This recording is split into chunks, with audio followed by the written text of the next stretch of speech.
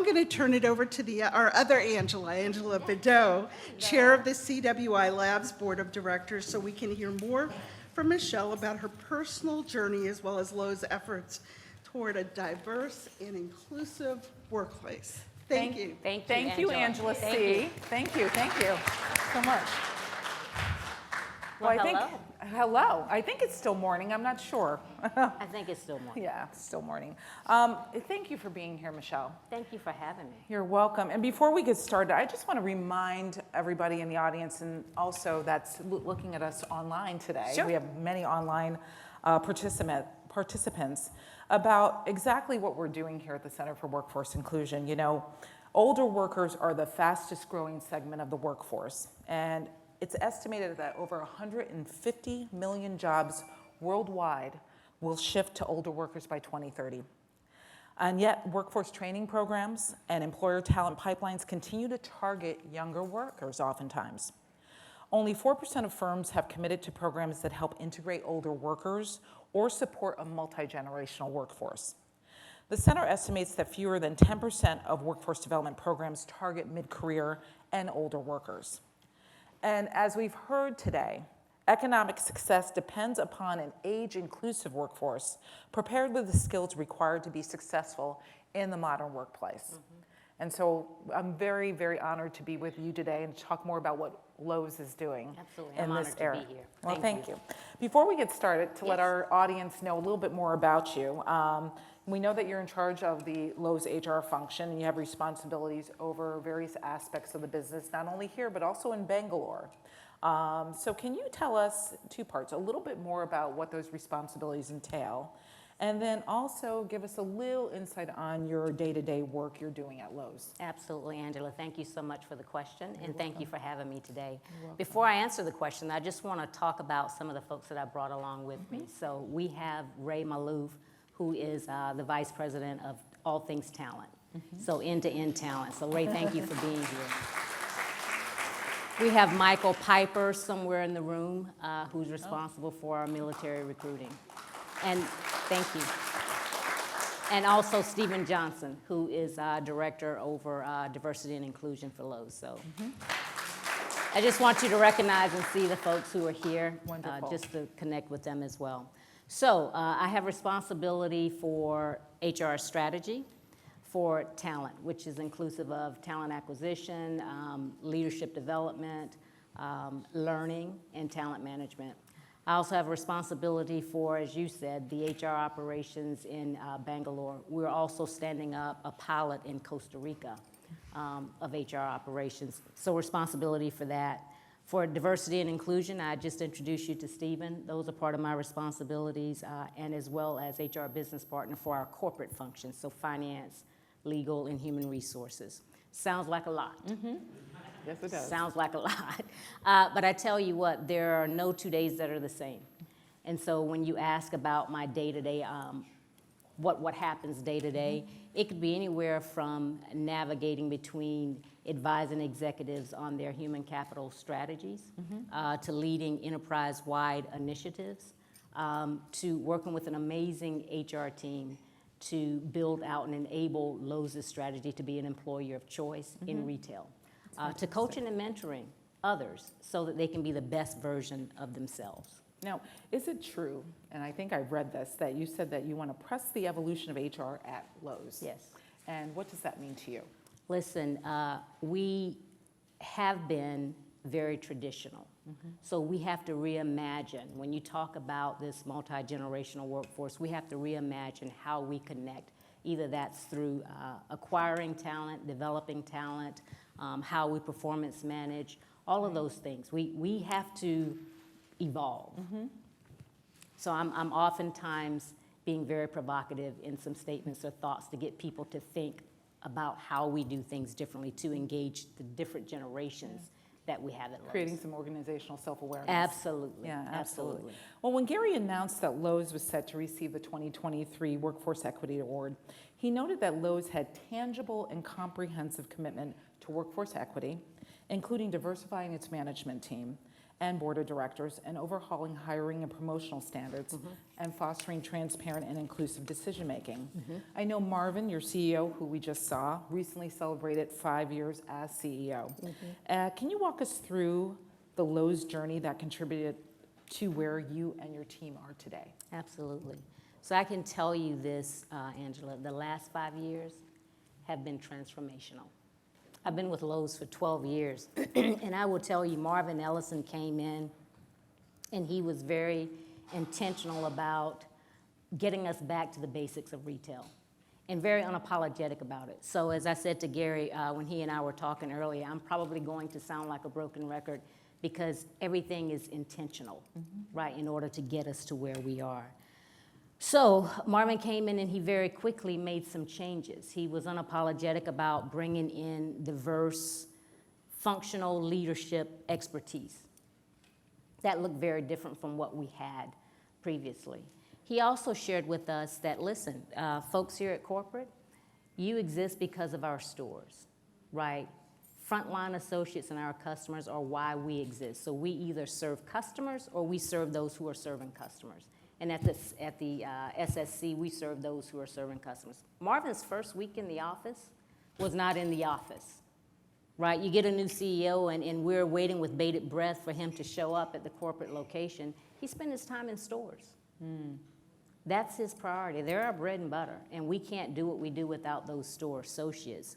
So much so that a couple of months after he arrived, he changed the name of the corporate office from Customer Support Center to Store Support Center, right? That's very significant. Yeah, very significant, and folks had a reaction to that, is Yeah. what I would tell you.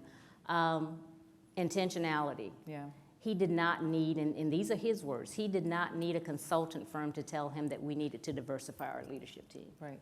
It was just obvious. Well, I think that word intention Yeah. is something we've heard a lot today. We had Yes. Governor Westmore on the stage, and he talked about intention too. And I think that's a leadership theme that's coming through here Yeah. about diversity, equity, and inclusion, the intentionality that you need. It doesn't happen by happenstance. No, it right? doesn't. It doesn't. And so we have a very diverse workforce and customer base. So when you think about as our associates, if you aspire to get to the next level, you need to be able to look up and look around and see people who look at you, who look like you at the next level, in order to believe that it's possible. That's true. Very true. Now, we've heard more than a quarter of the workforce by 2028 will be age 55 and older. So what are some of the strategies Lowe's has employed to set those workers up for success? Right. So as I mentioned to you earlier, we are striving, Angela, to be an employer of choice in retail. Okay? And so what I mean by that is having good, stable jobs, a sense of belonging, and also promising futures, right? Our generation's BRG, they exist to help create an environment, a culture that's inclusive of all generations. I'll give you an example. We have an associate by the name of Louise McMillan. Miss Louise is 85 years old. 85 years old. That's our grandmother, right? Right, Miss right. Louise and she works in one of our Charlotte stores. I will tell you, Miss Louise, she was featured in the September 2023 issue of Barron's. And she's been working since the age of 11, various jobs, hasn't been able to save, right? And so working multiple jobs, Miss Louise is collecting Social Security, but she says, if I had to depend on Social Security alone, if I had to depend on that check, I would be in the street. Wow. Now, who would want their grandmother, right, to be on the street? But that's not abnormal. That's a lot of grandmothers out there. Yeah, and isn't that sad? But I'm happy to say that Lowe's is able to lean in and help that part of our community. Miss Louise works for Lowe's. The Lowe's associates adore her, as well as our customers. And the check that she receives from Lowe's allows her to maintain and sustain her standard of living, as well as help care for a grandson. Yeah, that's great. Yeah. Now, our conversations today focused on exploring strategies for increasing access to education and training. What types of initiatives can the business community do, or Lowe's is doing, to advance greater access? So thank you for that question. I will tell you that continuous learning is one of our core values, We believe education is the great equalizer. And so Lowe's has launched several programs to help grant access to education. We have our Track to the Trades, which all of our part-time and full-time eligible associates are encouraged to and can have access to. I will also tell you that we at Lowe's realize that there is a shortage of skilled trades. So listen at this, Angela. Lowe's, through our Gable grants, through our Lowe's Foundation, we are spending $50 million to train 50,000 individuals in the skilled trades over 5 years. It's amazing. That's amazing. We saw a problem. That's amazing.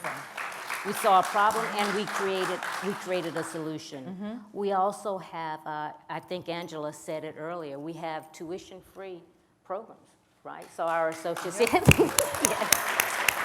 For all ages. yeah, for our guild partners, through our partnership with guilds. So associates can get degrees, certifications, they can finish their high school diploma, they can learn a language at no cost, right? So Lowe's covers the tuition, the books, the fees, and all of that.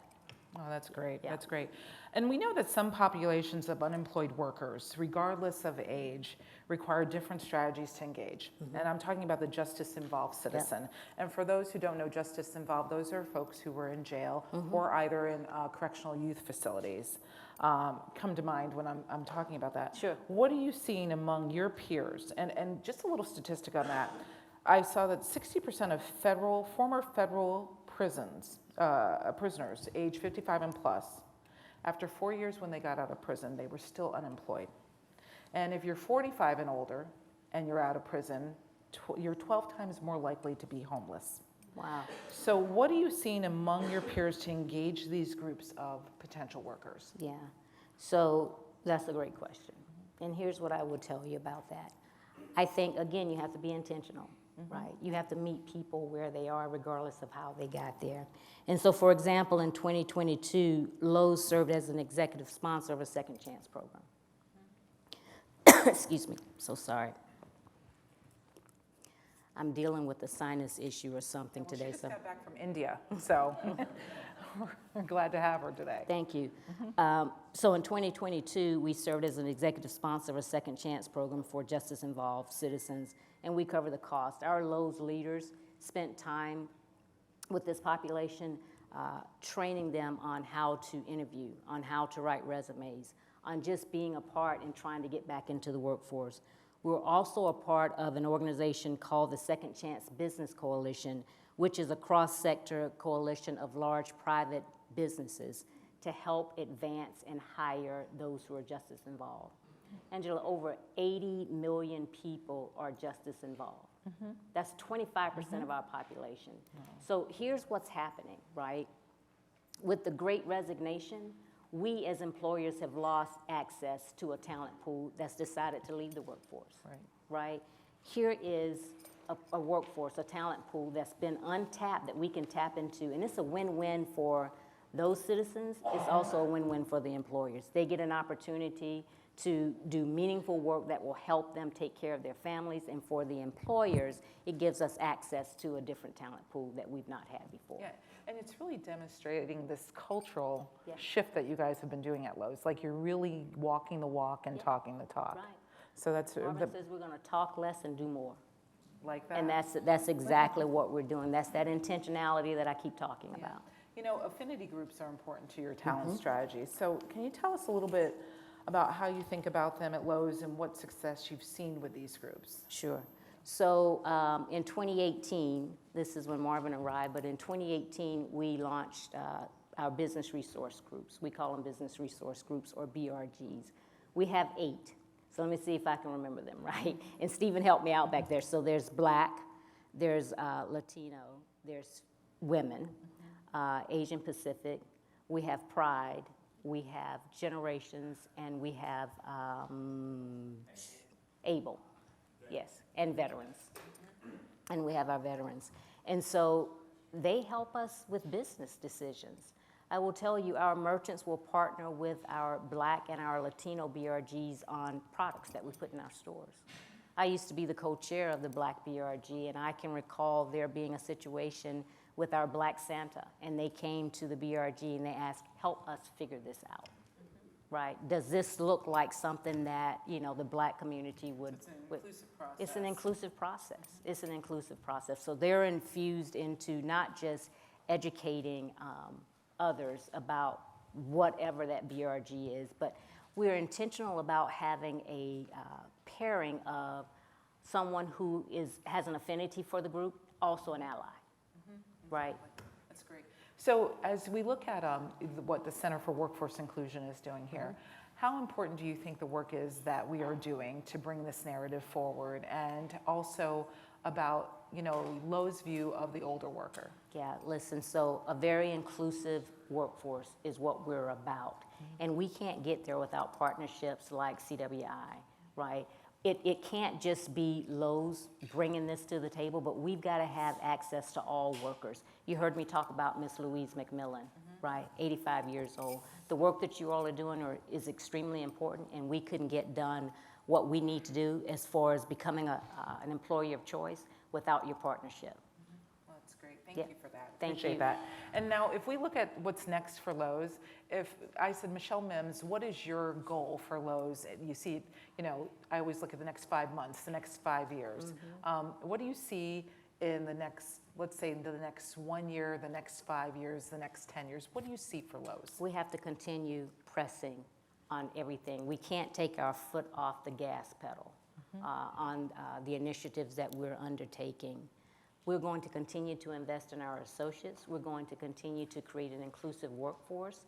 And listen, Angela, I don't know where this thing is going to take us, but we will be a better company because of the inclusive environment that we're creating at Lowe's. Well, we definitely appreciate the center, all the work that you're doing towards, you know, diversity, equity, and inclusion, especially your focus on the older worker, and we're so appreciative that you're here today. So thank you so much. Thank you for the conversation. Yeah, appreciate it. Take care. Thank you. Thank you.